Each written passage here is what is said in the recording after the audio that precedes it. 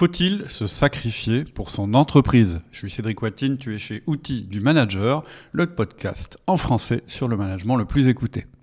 Je vais faire une tentative, ou plutôt un essai, j'avais envie un petit peu de changer la formule. Et donc ce que je vais te proposer, c'est une série de sujets qui normalement auraient été abordés dans mes mails privés.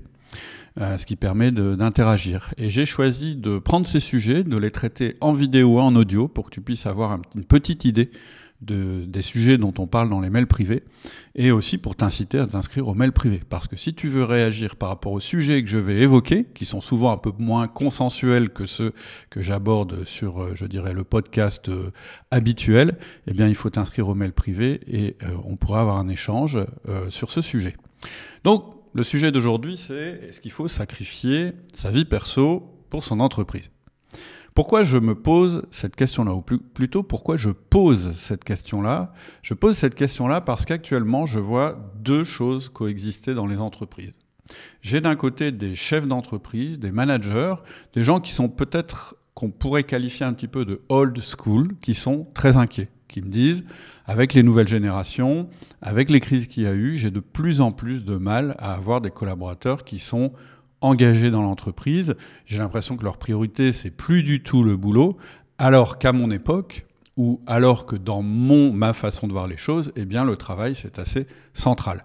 Je te donne un exemple. Il n'y a pas longtemps, j'ai vu le responsable d'une société d'électricité qui me disait, bah voilà, moi j'ai démarré technicien et à mon époque, quand on travaillait, eh bien, qu'il fasse chaud, qu'il fasse froid, qu'il y ait des intempéries ou pas, eh bien, j'allais travailler, je me posais pas de questions. Je me posais pas de questions parce qu'il y avait du boulot et que le principe c'était que quand il y avait du boulot, eh bien, il fallait aller faire le boulot, il fallait satisfaire le client et surtout, on ne pouvait pas laisser l'équipe en plan. Et aujourd'hui, me dit-il, dès qu'il fait froid, dès qu'on a des températures qui descendent en dessous de 5 degrés, eh bien, on a immédiatement toute une partie du personnel qui se met en arrêt, et c'est très compliqué à gérer.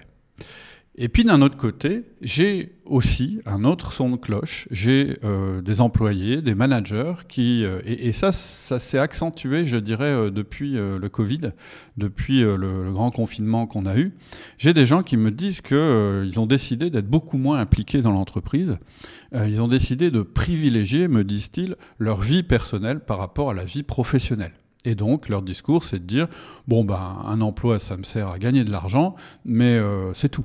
Et donc, je préfère m'occuper de ma vie privée, je préfère ne pas être corvéable à merci, j'ai assez donné à cette entreprise et j'ai pas envie de donner plus que ce que j'ai donné jusqu'à maintenant à cette entreprise, voire j'aimerais bien réduire la voilure. Et moi, très clairement, j'ai pas de jugement par rapport à ces deux positions. Elles existent. Elles sont justifiables, d'un côté justifiables dans l'entreprise et de l'autre côté justifiables au niveau personnel. Par contre, j'ai une théorie. Ma théorie, c'est que ça s'accentue et c'est que ces positions se radicalisent, en particulier la position qui est de dire « je ne veux plus me sacrifier pour mon entreprise ». Et je pense que pour aujourd'hui, la question que j'ai envie de te poser, c'est est-ce que toi aussi, tu observes une radicalisation de ces comportements ?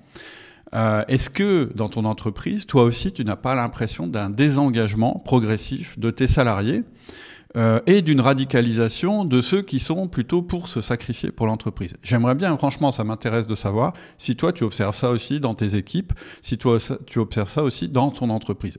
Donc, si tu peux me répondre sur cette question-là, dans la prochaine vidéo, je te donnerai ma théorie, l'explication pour laquelle ces comportements se radicalisent. Et puis ensuite, on pourra voir ce qu'on peut faire pour éviter ça. Parce que c'est assez embêtant pour l'intégrité soit de ton équipe, soit si tu es manager, soit de ton entreprise, si tu es chef d'entreprise. Donc j'attends tes commentaires sur cette vidéo et je te dis à la prochaine fois.